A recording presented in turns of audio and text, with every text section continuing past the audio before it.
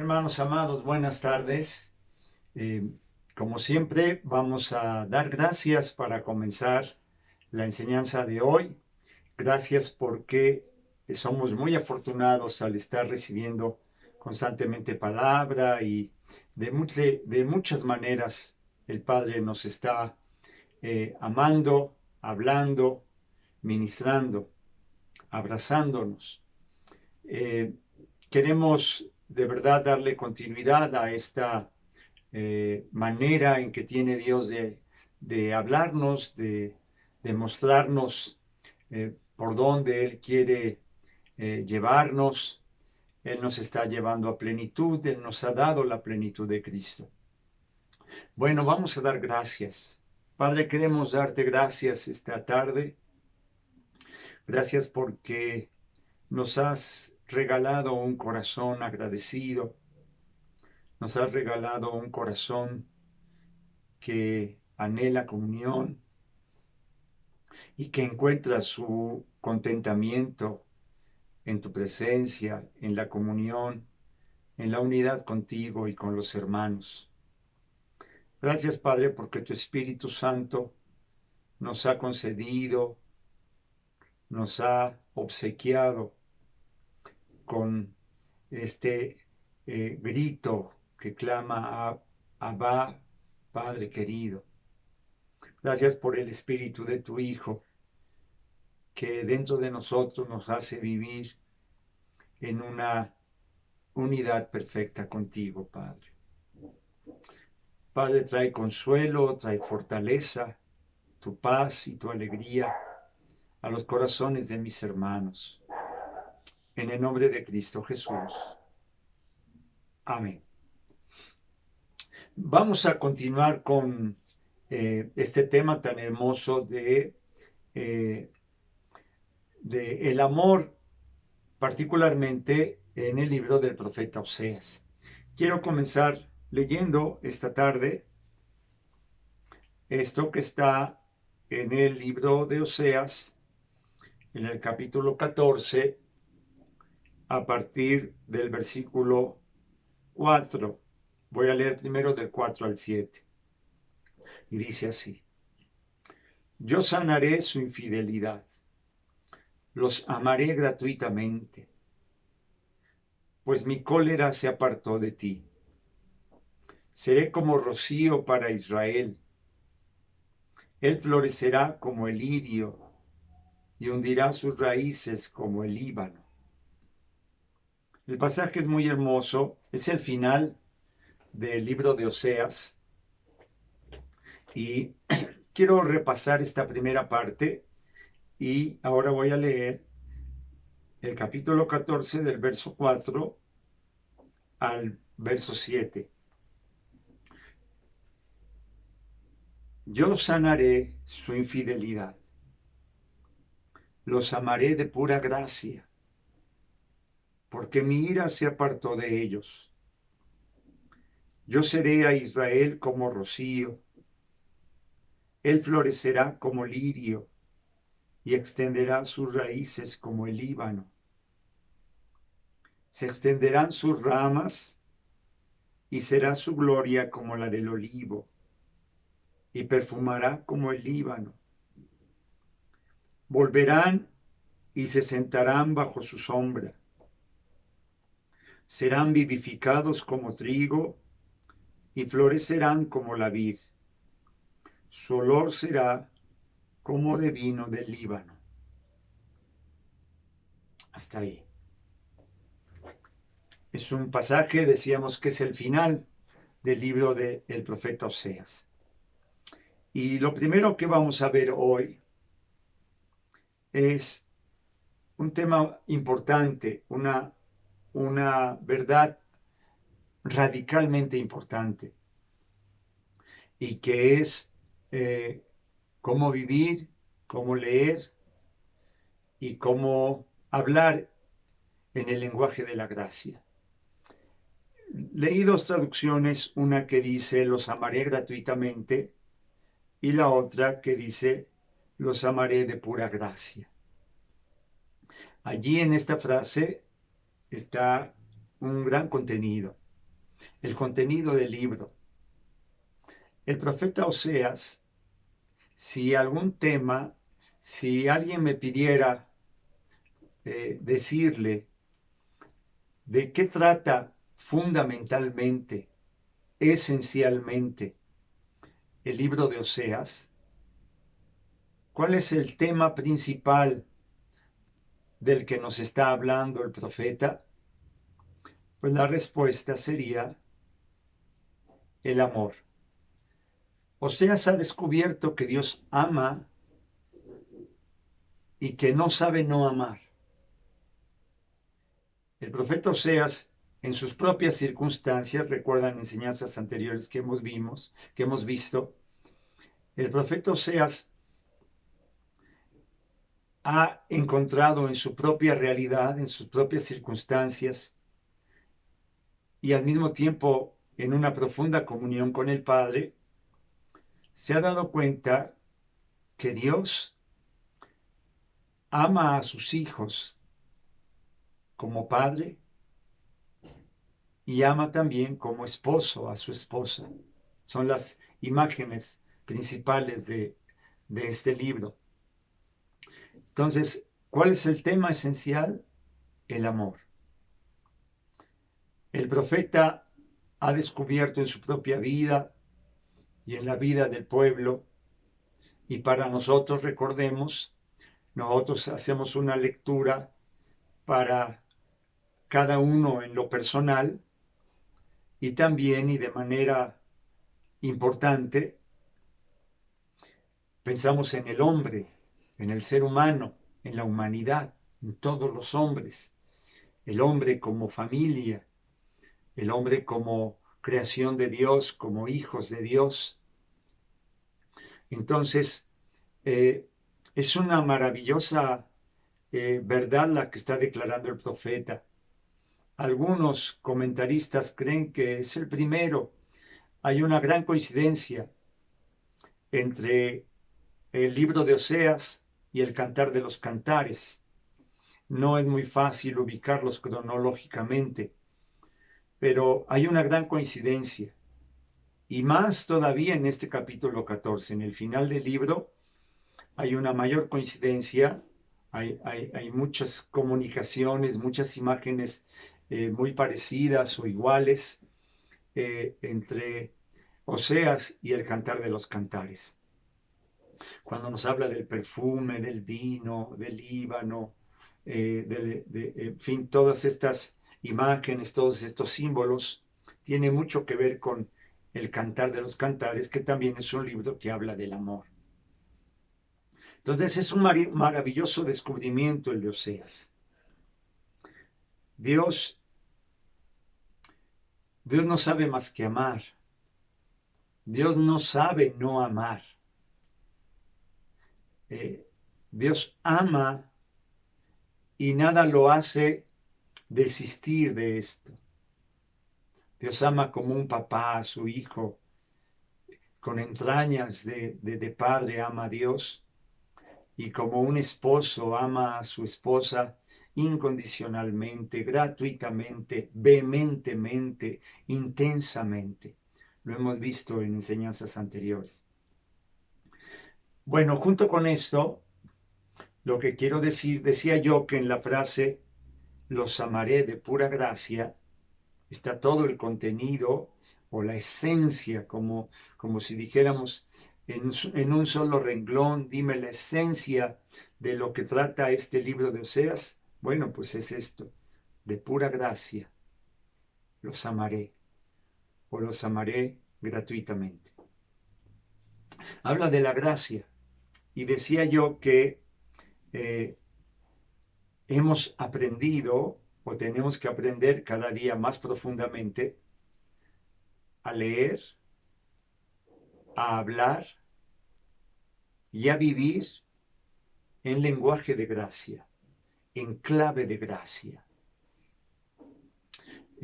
Y esto se va aprendiendo poco a poco, en comunión con el Padre, en comunión con el Espíritu, en comunión con la palabra, en comunión con la iglesia. en una íntima comunión con Dios, vamos aprendiendo este lenguaje de la gracia, que es el idioma que Dios habla. Otra manera de decirlo, yo lo anoté así aquí, el lenguaje de la gracia, que es lo mismo que el corazón del Padre. Oseas entendió el corazón de Dios.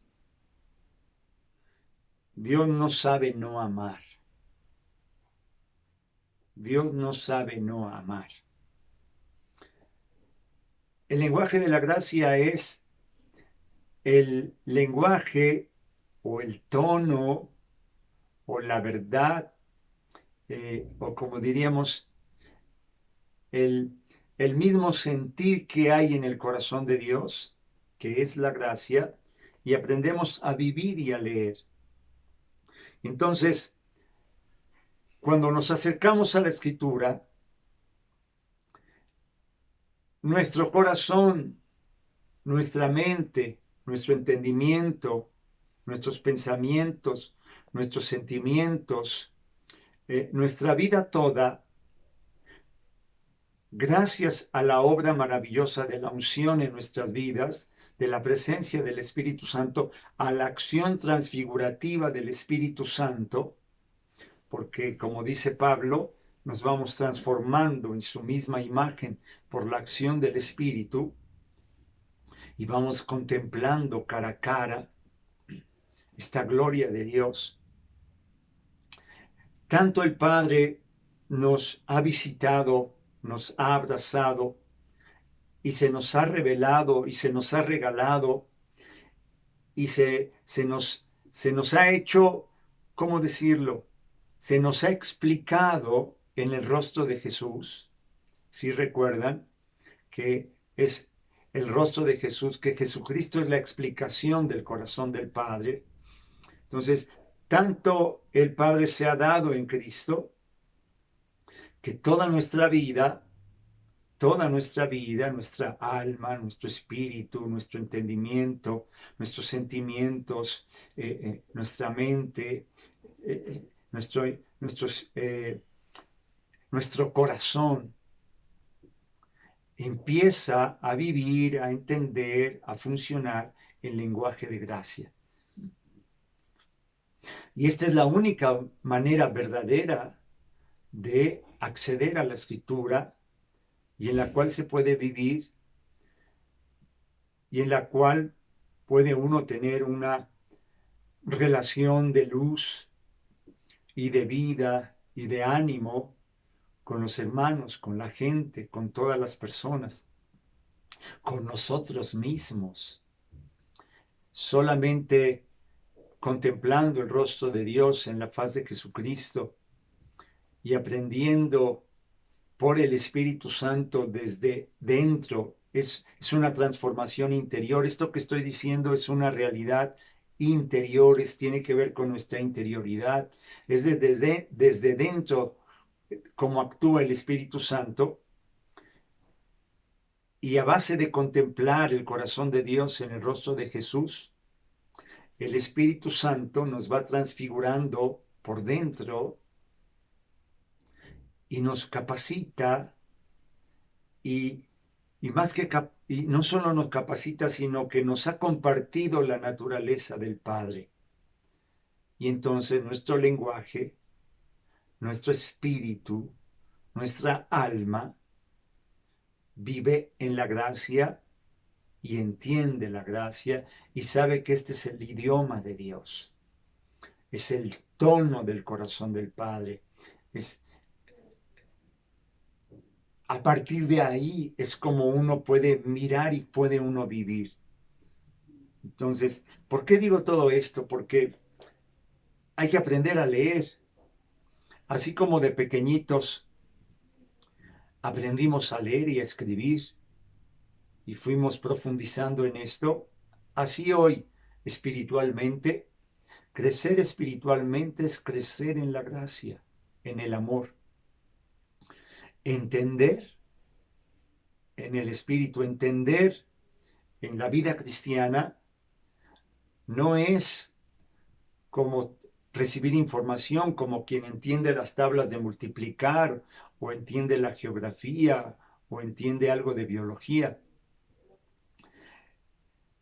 En la vida cristiana, en la vida espiritual, en la vida que es a partir del Espíritu de Dios, entender es vivir en amor, es amar. Entonces, todo esto lo decimos porque es la única manera de leer este pasaje y toda la escritura y la vida entera. Entonces, con este preámbulo o con esta introducción, quiero retomar el texto y nos vamos a fijar. Y dice así: yo sanaré su infidelidad, dice el Padre. Los amaré de pura gracia, gratuitamente, porque mi ira se apartó de ellos. ¿Qué significa la ira? En la otra traducción que leía dice, pues mi cólera se apartó de ti. ¿Qué es la ira o la cólera de Dios? No es tanto ir al diccionario bíblico, al diccionario exegético, es decir, a los comentarios explicativos que ven la etimología. Todo eso ayuda y mucho. Es muy bueno estudiar todo esto. Todo esto ayuda, pero ayuda cuando el corazón está afinado con el diapasón del corazón del Padre, que es la gracia. Los instrumentos musicales se tienen que afinar y se afinan en el tono de la o según sea el instrumento. Yo no sé mucho de esto, pero una manera tradicional de afinar es el diapasón, le llaman, o hay que dar el tono. Entonces, los instrumentos de una orquesta sinfónica, todos, que son muchos, tienen que estar afinados en el mismo tono, tienen que estar afinados iguales para que no desafinen, no desentonen, sino que funcionen como una unidad. Nuestro corazón ha sido afinado con el tono, con el timbre, con la voz del corazón del Padre. Entonces, más allá de un estudio exegético o de acudir al diccionario para entender qué es la ira o la cólera de Dios, nosotros como Juan el evangelista, nos hemos dejado abrazar por Dios y es como si viviéramos apegados al pecho de Jesús y allí oímos cómo siente, cómo piensa, cómo mira, cómo habla, cómo escucha, cómo nos mira, cómo nos ama. A partir de ahí, entonces, cuando uno lee seguido de yo sanaré su infidelidad, los amaré de pura gracia, y junto con esto la palabra cólera o ira, porque mi ira se apartó de ellos, como estamos afinados con el tono del corazón del Padre, que no sabe no amar, Él es amor. En esto consiste el amor, en que Él nos amó a nosotros y nos dio a su Hijo para que nosotros pudiéramos vivir en ese tono, en esa realidad. Dice también Primera de Juan, lo hemos dicho una y otra vez, Dios es amor y el que vive en el amor vive en Dios y Dios vive en él. De hecho, este canal por el cual transmitimos estas enseñanzas toma el nombre de Dios es amor, así se llama nuestro canal, de este versículo de Primera de Juan. A mí me hubiera gustado que el nombre del canal fuera todo el versículo. Dios es amor y el que vive en el amor vive en Dios y Dios vive en él. Pero había que hacerlo muy breve para hacer más fácil. Pero entonces, ¿qué significa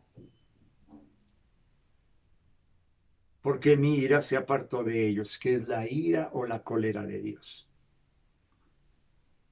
Miren, cuando uno comienza a conocer el corazón del Padre, esta palabra en nuestro corazón suena más bien al dolor que siente un padre cuando ve que su hijo o sus hijos le estén pasando mal a causa de una equivocación, de, de una ofuscación, de un alejamiento. La ira, la cólera de Dios es una manera en que tiene el Antiguo Testamento de hablar algo que se revela por completo en el Nuevo Testamento. A Dios le duele cuando sus hijos la pasan con sufrimiento, cuando Él ha ofrecido todo para sustentarlos. Es como he puesto este ejemplo. Es como cuando en un hogar, digamos, un muchachito, un jovencito o una muchachita, hacen un tremendo berrinche y se van muy enojados a su cuarto, ya no cena porque se enojó con la mamá, porque hubo un permiso que no le concedieron o algo que no le gustó al muchachito y entonces se enoja mucho y grita y dice, tú no me quieres y tú no me entiendes y ya estoy harto y ya no aguanto y entonces se va muy enojado a su cuarto y azota la puerta, ¡blam! Y ya no cena y él solito dice, ahora ya no ceno y me voy a acostar sin cenar, y en fin. Y cuando el papá o la mamá se van a dormir, tocan la puerta del cuarto de este muchachito y le dicen, ¿cómo estás? Y se van a despedir, el papá o la mamá se despide con un beso y le dice, mi hijo, no te enojes, está bien, no quieres cenar, pero se van y se despiden con un beso. Bueno, la ira y la cólera de Dios más bien es cómo reacciona el corazón de Dios para buscar y convertir el corazón de su Hijo.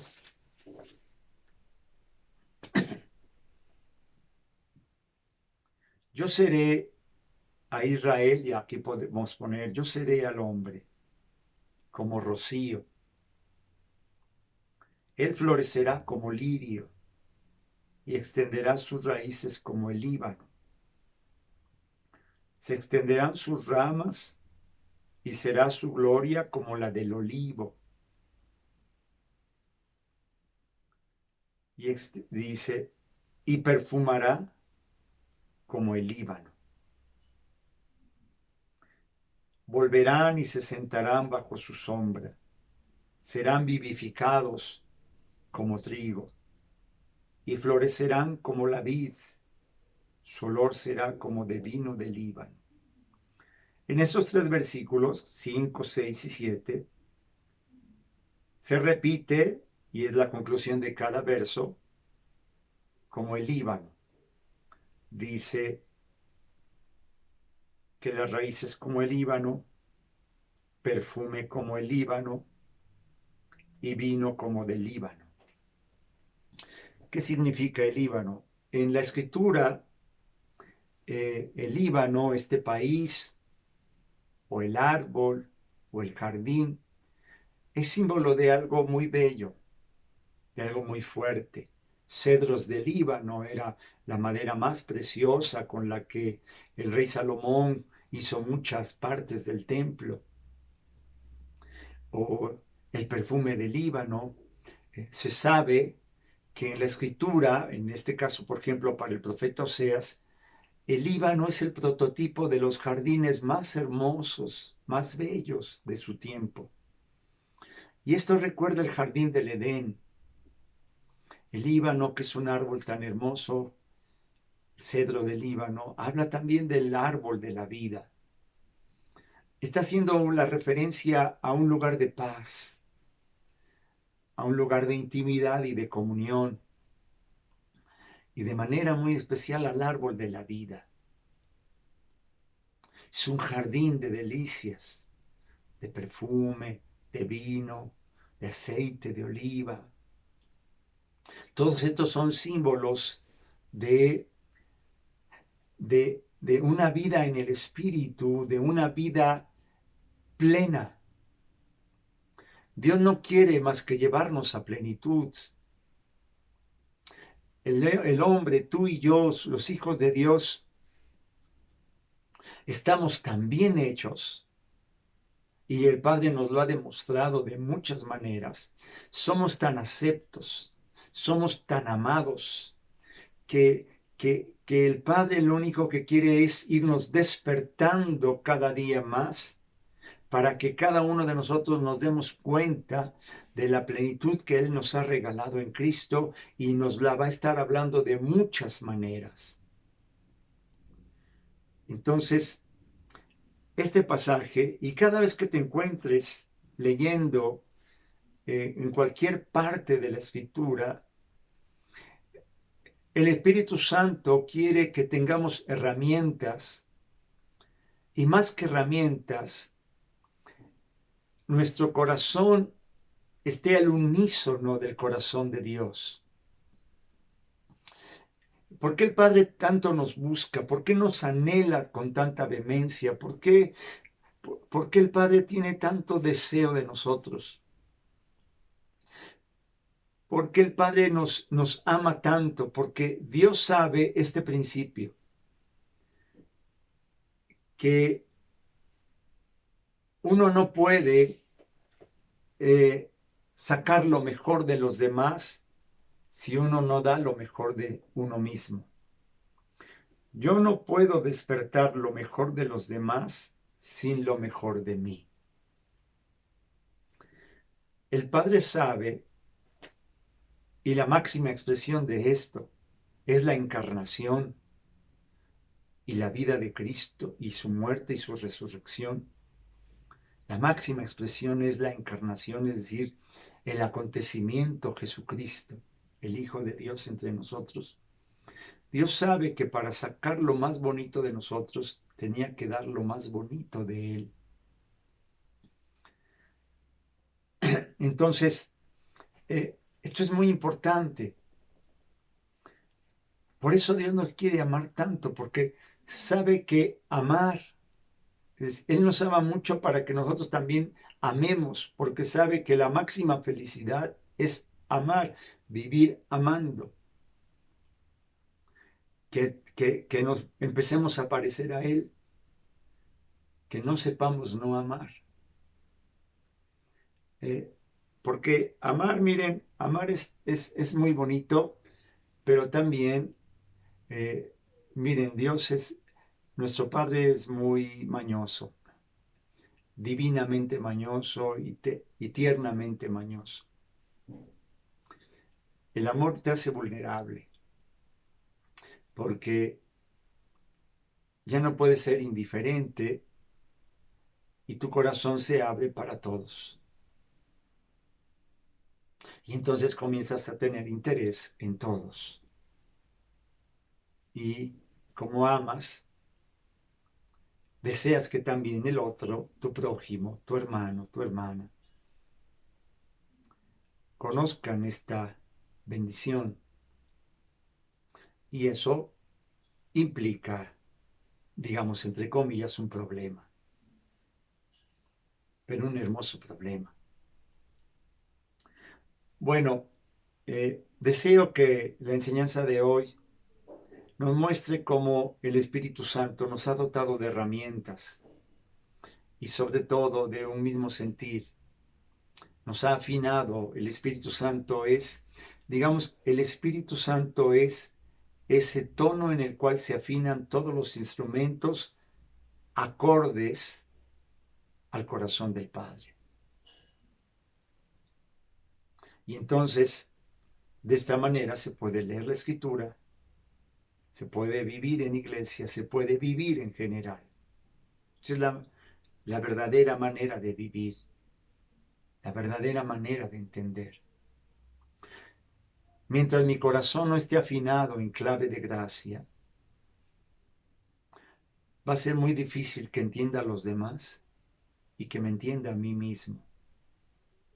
Solo la mirada de Jesús me dota de un verdadero entendimiento de la realidad. Y entender la realidad como Dios la entiende nos hace vivir en plenitud. Porque Dios mira y Dios entiende a partir de su infinito amor, de su gracia. Lo que estoy diciendo es que vivir así es la verdadera vida y la verdadera plenitud que el Padre desde el principio ha planeado para nosotros. Bueno, vamos a dar gracias. Padre, queremos darte gracias por tu palabra, gracias por esta enseñanza y enséñanos a vivir así. Estamos dispuestos, consentimos el trabajo que haces en nosotros. Y más que trabajo, Padre, consentimos tu amor, abrimos nuestro oído para escucharte y nos dejamos guiar de tu mano. Gracias, Padre, por esta realidad, porque solo en tu Espíritu podemos vivir mostrando lo mejor de ti y así despertando lo mejor de todos los demás. En el nombre de Cristo Jesús te damos gracias.